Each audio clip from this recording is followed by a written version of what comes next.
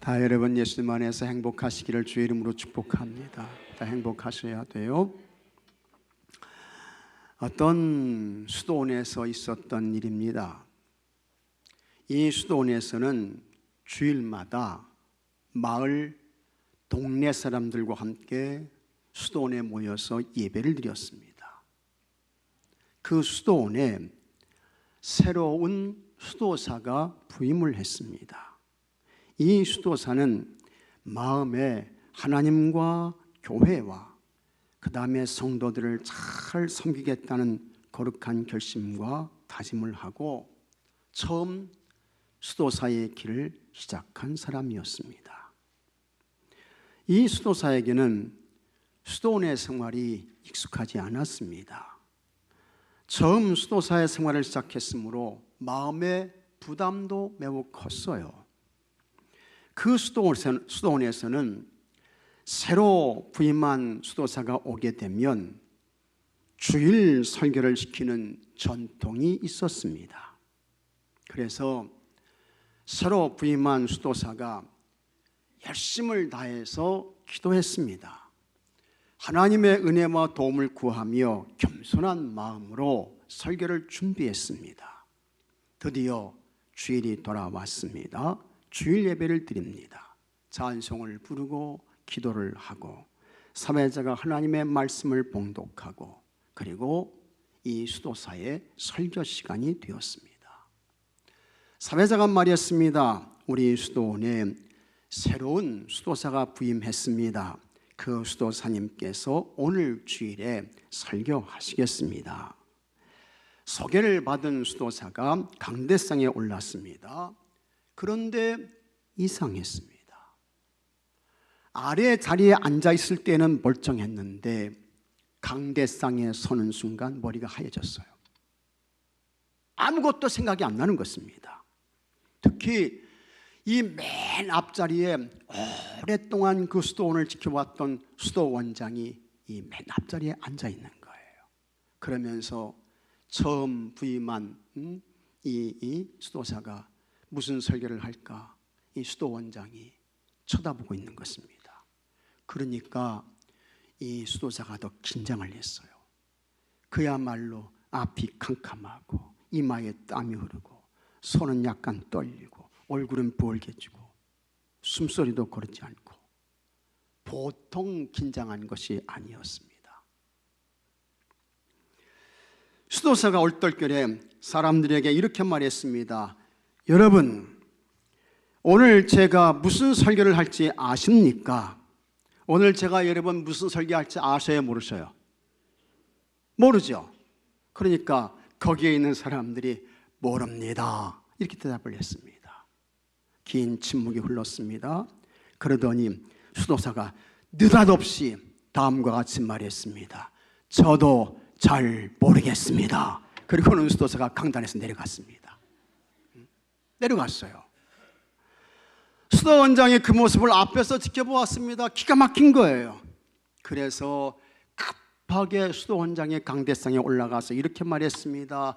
여러분, 설교가 이렇게 어려운 것입니다. 항상 여러분은 겸손한 마음으로 하나님의 은혜를 구하며 기도하시기 바랍니다. 해가지고 그날 주일 예배가 그렇게 맞춰졌습니다. 수도원장이 그 수도사를 다시 불렀습니다. 더 많이 기도하고 준비해서 다음 주일에 다시 설교해라. 이 수도사가 일주일 동안 열심히 기도하며 준비했습니다. 다시 주일이 되었습니다. 수도사가 설교할 시간이 돼서 강대상에 올랐습니다. 그런데 여전히 눈앞이 캄캄했습니다. 준비한 설교가 전혀 생각이 나질 않는 거예요. 그래서 또 얼떨결에 물었습니다. 여러분, 오늘 제가 무슨 설교를 할지 아십니까? 그러자 수도원 안에 모였던 성도들이 헷갈리는 거예요. 모른다고 하면 강대상에서 수도사가 내려가잖아요. 그러니까 이 교회의 성도들이 압니다. 그렇게 이제 대답을 한 거예요.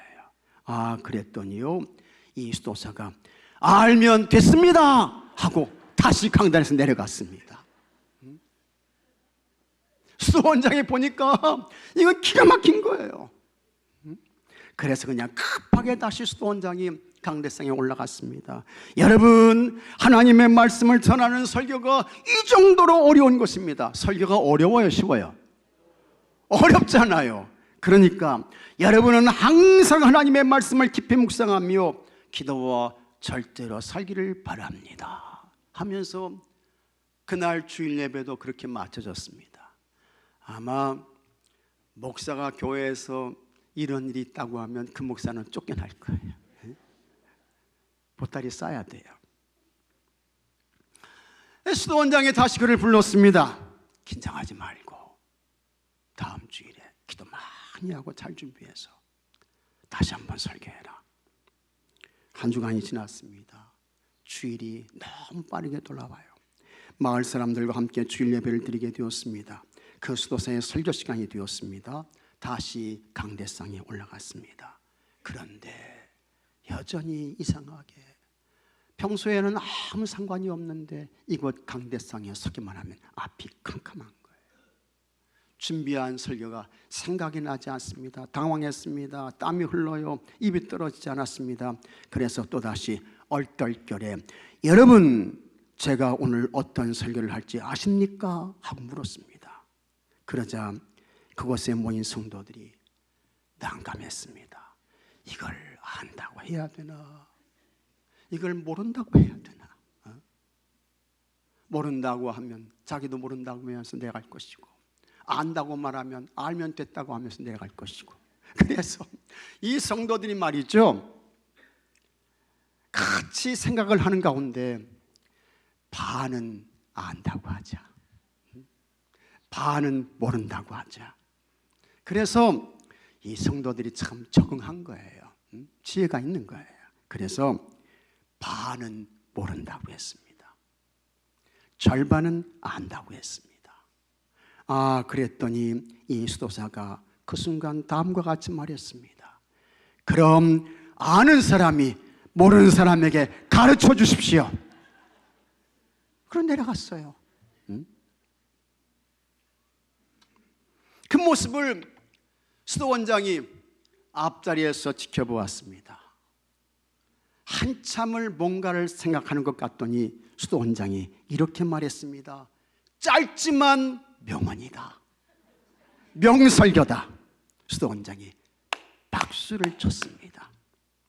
그리고 수도원 현관에 크게 써서 붙여라. 아는 사람은 모르는 사람을 가르쳐라. 그래서 수도원에 그걸 써서 붙였다는 거예요. 아는 사람은 모르는 사람을 가르쳐라. 여기에 어떤 의미와 교훈이 있을까? 아는 사람이 여러분 모르는 사람에게 가르쳐 주라는 것입니다. 은혜 받은 사람이 은혜 받지 못한 사람에게 알려주라는 것입니다. 먼저 예수님 믿고 구원받은 사람이 그렇지 못한 사람에게 전도해서 그 영혼을 구원하라는 것입니다. 하나님 나라 천국을 받고 누리는 사람들이 영원한 형벌의 인생들에게 복음 전해서 그들도 구원받은 사람이 되게 하고 영생의 사람이 되게 하고 영원한 하나님 나라 천국의 사람이 되게 하라는 것입니다.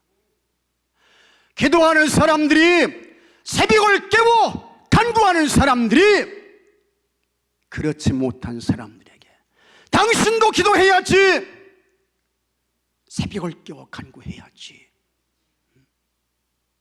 그래서 함께 기도하는 사람 되라는 거예요. 여러분들이 다 그렇게 되시기를 주의 이름으로 축복합니다. 다 그렇게 사십시오. 예수님께서 베드로와 야고보와 요한을 데리고 산에 올라가셨습니다. 그 산 위에서 예수님의 모습이 바뀌었어요. 영모가 변화되고 옷이 휘어지고 그 옷에서는 광채가 나는 것입니다. 그러더니 여기서 그치지 않고 하늘에서 모세가 내려옵니다. 또 엘리야가 내려와요. 그리고 예수님과 대화를 하는 것입니다.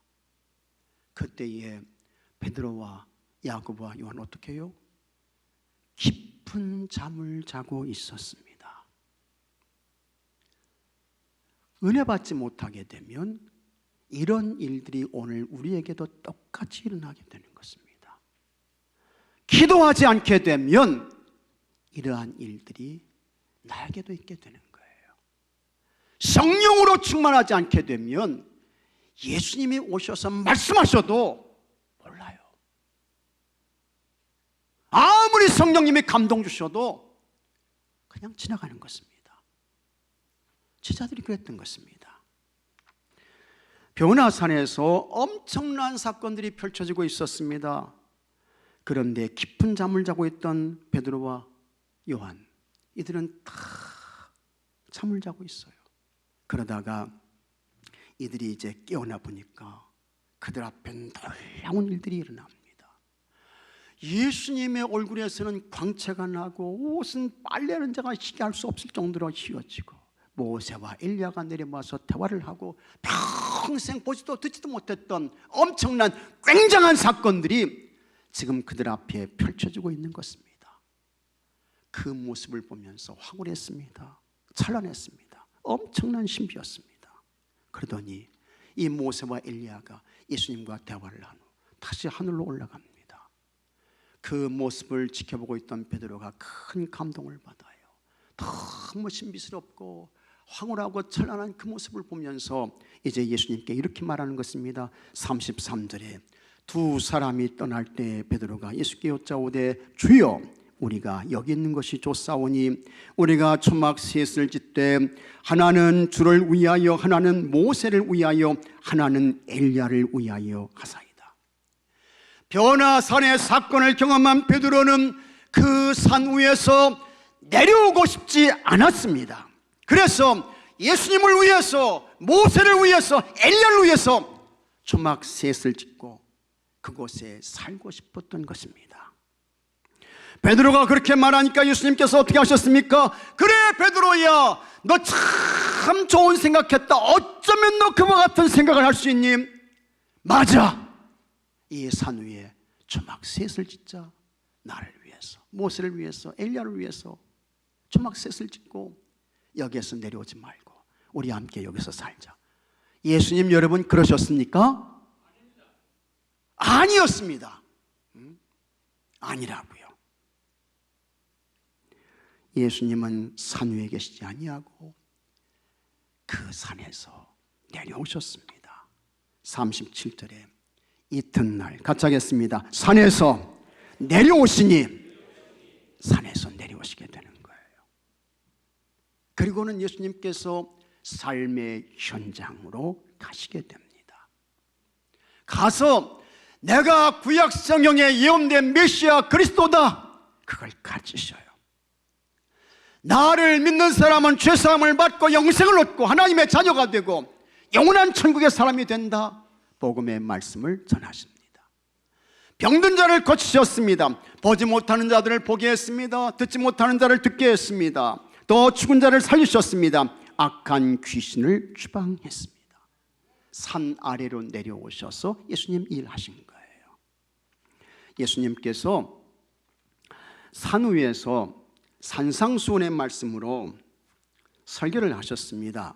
마태복음 5장 1절에 예수께서 무리를 보시고 산에 올라가 앉으시니 제자들이 나온지라 입을 열어 가르쳐 이르시되, 예수님께서 공생의 삶을 시작하시면서 첫 번째 설교를 하시는데 예수님께서 산 위에서 설교를 하신 거예요. 팔복을 말씀하시죠.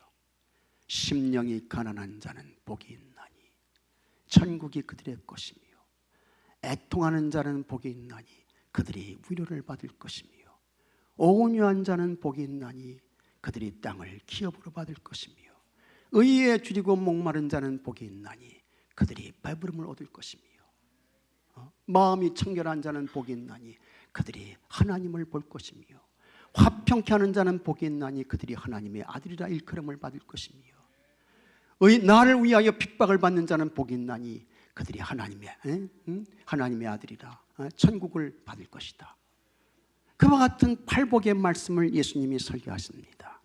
그것이 마태복음 5장부터 7장까지에 나오는 말씀입니다. 제자들과 무리들이 예수님의 산상수훈의 설교를 듣고 은혜 받았습니다. 예수님의 말씀을 들은 사람들이 깜짝 놀랍니다. 마태복음 7장 28절에 예수께서 이 말씀을 마치시며 무리들이 그의 가르치심에 놀라니 이는 그 가르치시는 것이 권 있는 자와 같고 그들의 서기관들과 같이 아니함이로라. 예수님께서 하시는 설교의 말씀을 들어보니까 이것은 서기관들이나 랍비나 혹은 바리새인들이나 사두개인들이나 이 사람들이 하는 그와 같은 설교나 가르침과는 전혀 그 내용과 수준이 달라요. 예수님의 말씀은 뭡니까? 구원이가 있었습니다. 능력이 있었어요. 사람들의 마음과 생각을 꿰뚫고 쪼개는 능력의 말씀을 예수님께서 전하신 것입니다. 그와 같은 예수님의 산상수훈의 설교가 끝이 났습니다. 그때 예수님께서 어떻게 하셨습니까? 내가 저 제자들과 무리들에게 기가 막힌 설교를 했으니까 이제 사람들이 이곳에 올라와서 내 설교를 듣겠지 하면서 여러분, 예수님께서 산 위에 그대로 계셨나요? 아니었습니다. 아니라고요. 마태복음 8장 1절에 같이 하겠습니다. 예수께서 산에서 내려오시니, 산에서 내려오신 거예요. 수많은 무리가 따르니라. 우리 예수님 산에서 내려오셨습니다. 그리고는 사람들이 있는 곳으로 가시는 것입니다. 가서 나병 환자도 고치셨습니다. 백부장의 하인도 낫게 했습니다. 베드로의 장모가 열병으로 죽게 됐잖아요. 그러니까 손을 잡아서 일으키시고 그 다음에 고침받은 그와 같은 베드로의 장모가 예수님과 제자들을 섬겨주고, 그 다음에 예수님께서 제자들과 함께 배를 타고 갈릴리 바다를 건너고 있는데 갑자기 그냥 큰 풍랑이 일어납니다. 그때 예수님께서 잠잠하라, 고요하라 말씀하시니까 큰 풍랑이 일어났던 그 바다가 잔잔해지는 것입니다. 고요해졌어요. 예수님께서 가다라 지방에 가셨습니다. 그곳에 귀신 들린 사람이 있는데 이 귀신의 정체가 뭡니까? 군대야, 군대. 군대 귀신이 이 사람 속에 들어가 있는 거예요. 그때에 거기 돼지떼가 있는데 이 돼지떼에게 귀신이 들어가는 것을 허락하시죠. 그랬더니 이 돼지떼가 말이죠, 그냥 빗살로 내려 달려가지고 바다에 다 빠져서 몰살합니다. 귀신 들린 사람이 온전케 돼요. 예수님은 삶의 현장으로 돌아가셨습니다. 가서 내가 그리스도 메시아다, 그걸 가르치셔요. 나에게 구원이 있고 영생이 있고 죄사함이 있고 천국이 있다, 복음의 말씀을 전하십니다. 병든 자를 고치셨고 죽은 자를 살리셨고 이것이 예수님의 삶이었습니다. 예수님은 변화산 위에 계시지 않았습니다. 산상수훈의 설교를 하시고 그 산 위에 여전히 계시지 않았습니다. 예수님께서 산 아래로 내려오셨습니다. 세상으로 가셨어요. 가서 교육사역을 하시고 복음을 전하시는 선교사역을 하시고 병든 자를 고치고 살리는 치유사역을 하셨습니다. 여러분, 우리는 지난주에 2025년에 붕송회를 했습니다. 찬송하고 기도하고 하나님 말씀 들으시고 은혜 받으시고 우리의 영적인 모습 나태함 게으름 반성하고 회개하고 내 속에 예수님이 계시는구나 확인하고 주님 앞에 서는 그날까지 기도해야지, 새벽 기도해야지 결심하셨습니다. 그렇다고 하면 이제 우리가 어떻게 해야 할까? 예수님께서 산 위에서 내려오셨던 것처럼 우리도 받은 은혜를 가지고 세상 한가운데 삶의 현장으로 가야 하는 줄로 믿으시기 바랍니다. 가서 예수 복음 전해야 합니다. 우리 교회에 하나님의 치유와 회복과 구원의 역사가 일어나기를 기도하셔야 합니다. 그 사람이 진짜 성도이고 그 사람이 은혜 받은 사람이고 그 사람이 여러분 예수님의 일꾼인 것을 깨닫고 믿으시기 바랍니다. 에베소 3장 7절에 사도 바울이 다음과 같이 말씀했습니다. 이 복음을 위하여 그의 능력이 역사하신 대로 내게 주신 하나님의 은혜의 선물을 따라 다 같이 하겠습니다. 내가 일꾼이 되었노라. 아멘.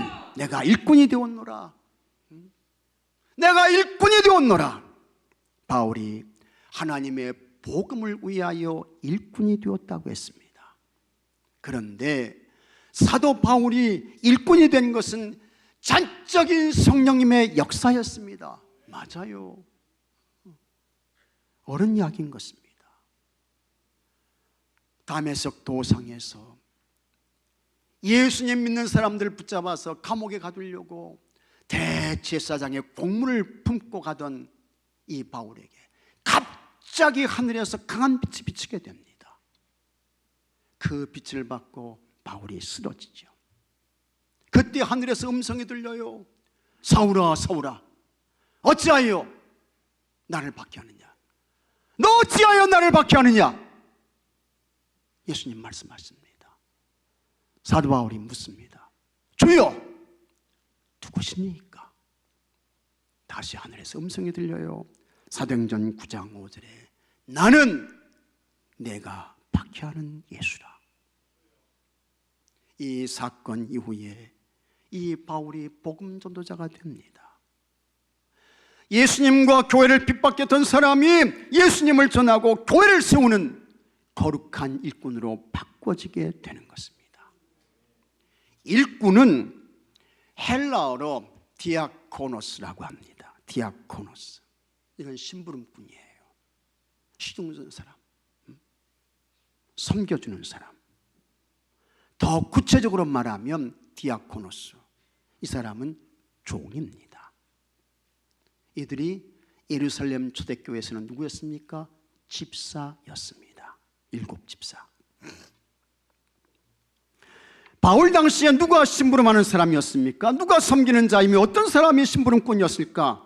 종이 주인의 심부름을 했습니다. 종이 시중 들고 종이 섬기고, 종이 어느 정도까지 주인의 시중을 들었을까? 그 당시에 이 귀족들은요 가죽신을 신었습니다. 가죽신을. 이 신을 신기 위해서 이 가죽에 뭐가 달려 있습니까? 끈이 달려 있잖아요. 그러니까 주인들이, 귀족들이 이 신발을 신을 때에 이 종들이 이 주인의 신발끈을 묶었던 거예요. 그 다음에 주인이 돌아왔습니다. 그러면 그냥 달려가가지고, 그냥 달려가면 안 됩니다. 쏜살같이 달려가야 돼요. 쏜살같이 그냥 달려가가지고 말이죠, 엎드려가지고 주인의 신발끈을 푸는 거예요. 그리고는 물을 떠와서 더러워진 주인의 발을 종이 씻습니다. 주인이 식사를 하죠. 그러면 종은 주인이 식사를 마칠 때까지 곁에서 모든 시중을 다 드는 거예요.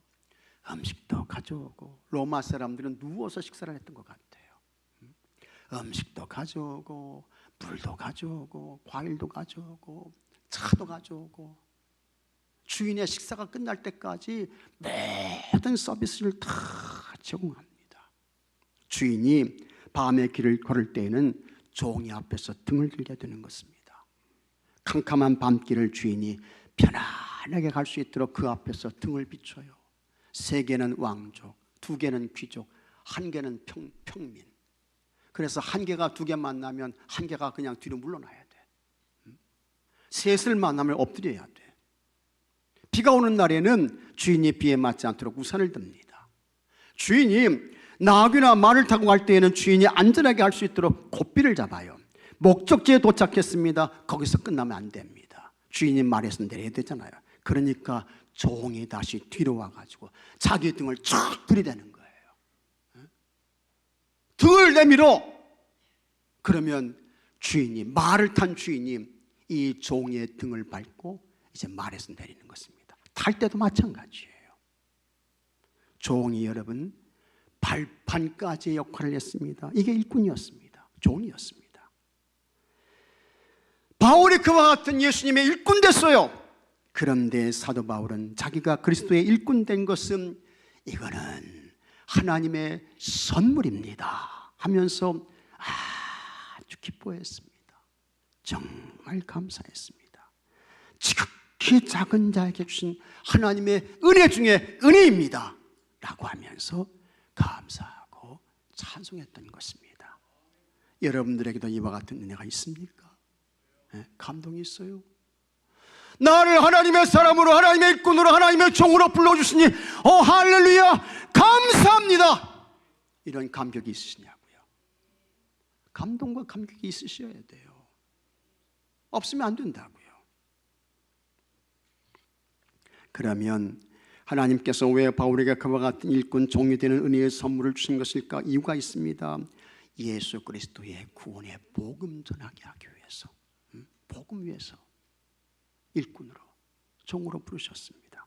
에베소 3장 8절에 모든 성도 중에 지극히 작은 자에게, 작은 자보다 더 작은 나에게 이 은혜를 주신 것은 측량할 수 없는 그리스도의 풍성함을 이방인에게 전하게 하시고, 여기 그리스도의 풍성함은 뭡니까? 예수님을 통해서 우리에게 구원이 오잖아요. 영생이 오잖아요. 죄사함이 오잖아요. 이거 전하게 하시려고 하나님이 나를 일꾼으로 종으로 부르셨다. 감사했던 것입니다. 사도 바울은 하나님의 거룩한 부르심에 맞게 주신 사명 잘 감당했습니다. 그래서 그를 통해 하나님 나라 천국의 복음이 전해졌습니다. 교회가 세워졌습니다. 그가 전한 복음을 통해 수많은 사람들이 구원받았습니다. 하나님 나라가 왕성하게 세워졌습니다. 믿는 사람들이 많아졌어요. 여러분, 사도 바울이 전한 그 복음 때문에 오늘 여기 계신 여러분들도 예수님 믿고 구원받고 하나님의 자녀가 되고 천국의 사람이 된 것을 믿으시기 바랍니다. 믿습니까 여러분? 사도 바울이 전한 복음 때문에 된 거예요. 감사하셔야 돼요. 찬송하셔야 하는 것입니다. 그리고 이제는 이 사명, 우리 교회가 여기 계신 여러분들이 기도하며 감당해야 할 줄로 믿으시기 바랍니다. 아주 오래전 이야기입니다. 1980년도에 일어났던 사건인데, 그때는 요즘처럼 스마트폰이 있고 그런 시대가 아니었습니다. 지금 편지를 쓰는 사람은 없습니다. 없어요. 그래서 다 이 스마트폰이 다 해결해 줍니다. 문자도 보내고 카톡도 보내고 문서도 다 주고받고 사진도 그냥 수도 없이 주고받을 수 있습니다. 영수증도 스마트폰으로 받고 돈을 보내는 거 받는 것도 다 스마트폰 하나가 다 해결해 줍니다. 참, 우리는 여러분 대단한 시대를 살고 있는 것입니다. 굉장한 시대를 살고 있는 거예요. 전 세계의 소식을 그냥 스마트폰 하나로 다 보고 들을 수 있습니다. 하지만 그 당시에는 모든 것을 편지로 소식을 전하고 했습니다. 강원도 산골 작은 동네 우체국에 오기수라는 집배원이 있었습니다. 우편 집배원 오기수 씨는 그해 연말에 우표 한 장이 붙은 농민신문 한 부를 배달하기 위해 산골 오지, 강원도 산골 오지에요 10km를 걸어갑니다. 농민신문 하나 배달하려고. 그 신문을 전하고 돌아와서 나올 때는 이미 벌써 12월 달이니까 사방에 그냥 캄캄함이 이렇게 이제 찾아왔습니다. 그리고 그날따라 겨울바람이 세차게 불고, 이 겨울바람이 여러분 무슨 바람이에요? 칼바람이라고 하잖아요. 칼바람. 그러면서 눈보라까지 몰아치고 강원도의 날씨는 예측불허입니다. 날씨가 그러니까 이 농민신문을 받은 그와 같은 집주인이 우편 집배원 오기수 씨에게 오늘 위험합니다. 여기서 자고 내일 가세요. 간곡하게 부탁을 했는데 이 오기수 씨는 호의를 뿌리치고 연말을 맞아 돌려야 할 우편물이 많이 쌓였기 때문에 그거 생각하면서 집을 나서게 됩니다. 그러나 안타깝게도 우편 집배원 오기수 씨는 그것이 세상에서 마지막이었습니다. 눈이 많이 왔어요. 바람이 쇠차게 불었습니다. 돌아오는 길에 그만 길을 잃고 길 아래로 떨어졌습니다. 그렇게 그의 생명은 꺼져갔습니다. 세찬 바람과 함께 그는 동사하고 말았습니다. 안타까운 죽음이었습니다. 그의 죽음은 우표 한 장에 목숨을 희생한 것처럼 보일지도 모릅니다. 그러나 그 해에 수많은 사람들이 죽었지만 그의 죽음은 어떤 다른 사람의 죽음보다 숭고하고 가치 있고 의미 있는 죽음으로 사람들에게 기림을 받았습니다. 많은 사람들이 그의 죽음 앞에 진정한 마음의 애도를 표했습니다. 이 무명의 집배오는 뭡니까? 아름다운 발을 가진 사람의 본보기 있는 것입니다. 미국의 수도 워싱턴의 한 우체국 앞에 집배온 찬사에 대한 다음과 같은 글이 있습니다. 그는 우정의 사자요, 거독한 사람의 위안자이며 흩어진 가족의 심부름꾼인 동시에 사회생활의 확대자이다. 참 귀한 말입니다. 세상의 소식을 전하는 자의 수고도 이토록 최고의 찬사를 받습니다. 하물며 여러분, 우리가 전하는 소식은 무엇입니까? 예수님을 통한 죄사함의 소식입니다. 예수님을 통한 구원의 소식입니다. 예수님을 통한 영생의 소식입니다. 예수님을 통한 영원한 하나님 나라 천국의 소식입니다. 생명을 구원하는 소리이며 영혼을 살리는 거룩한 외침입니다. 그러니 은혜 받았다고 가만히 계시지 마시고 받은 은혜를 가지고 뜨겁게 기도하며 사람과 세상을 향해 찾아가시기 바랍니다. 가서 복음 전하세요. 예수 구원의 복음 전하시기 바랍니다. 외쳐야 하는 것입니다. 증거해야 하는 것입니다. 이탈리아 로마 바티칸에 시스티나 성당이 있습니다. 제가 이곳에 직접 가봤어요. 그 성당 천장에 천재화가 미켈란젤로가 그린 천지창조 벽화가 있습니다. 참 여러분 대단하더라고요. 굉장해요. 그 당시에 교황이 이 미켈란젤로가 인기가 많으니까 그를 좀 혼내주기 위해서, 그를 좀 꺾어주기 위해서 천장에 이 벽화를 그리라고 한 거예요. 근데 이 미켈란젤로는 믿음이 좋은 사람이었습니다. 하나님께 기도하는 사람이었습니다.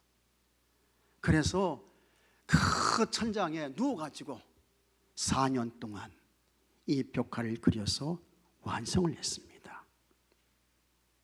정말 대단한 벽화를 그렸습니다.